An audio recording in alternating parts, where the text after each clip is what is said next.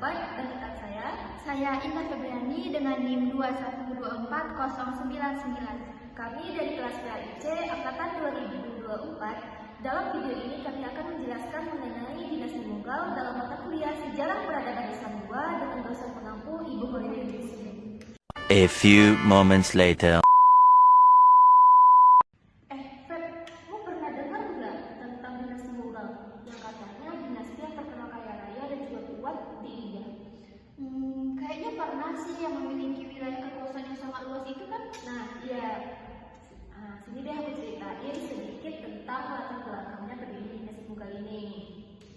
Dinasti Mughal ini berdiri pada awal abad ke-16 dan didirikan oleh Zahraddin Babur pada pertempuran Panipat pertama melawan Ibrahim Lodi.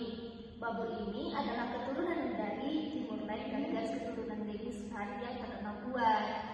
Apa yang latar belakangi Babur mendirikan dinasti Mughal? Babur itu mendirikan dinasti Mughal karena ingin membangun kerajaan baru di India setelah terdesak oleh Asia Tengah dan juga melihat kelemahan kerajaan Delhi pada saat itu. Jadi awal berdirinya dinasti Mughal ini tahun berapa dan sampai tahun berapa? Dinasti Mughal itu berdiri pada tahun 1526 sampai 1898. Jadi lebih kurang 3 abad ya? Iya, dinasti Mughal itu berdiri selama 322 tahun atau 3 abad. Kalau masa kejayaannya itu pada masa siapa? Puncak kejayaan pada masa dinasti Mughal itu terjadi pada masa Sultan Akbar I.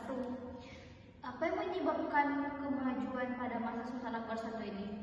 Yang pertama itu ada dalam bidang arsitektur, yaitu pembangunan Taj Mahal, Benteng Merah, dan juga ada Masjid Jannah. Yang kedua dalam bidang agama, mereka itu ada yang namanya itu adalah sulakul atau toleransi universal. Yang ketiga ada dalam bidang ilmu pengetahuan, mereka itu membangun beberapa perpustakaan yang mengoleksi kurang lebih 20.000 buku. Banyak ya. Yang keempat itu adalah dalam bidang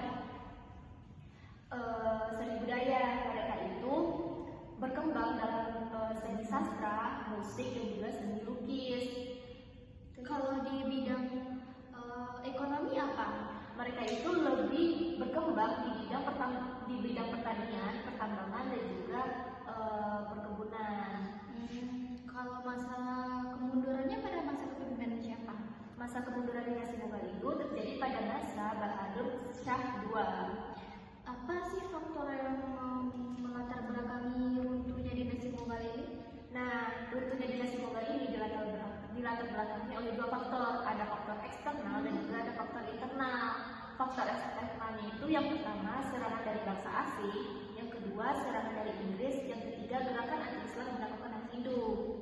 Yang kedua yaitu adalah faktor internal. Yang pertama itu karena wilayah kekuasaannya semakin meluas sehingga dinasti Mughal ini tidak mampu lagi untuk mengatur wilayah yang seluas ini.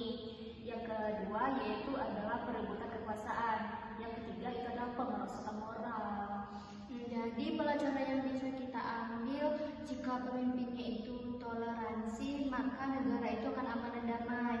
Terus kalau pemimpin itu mendukung kemajuan ilmu pengetahuan, maka negara itu juga akan maju ya. Iya, betul.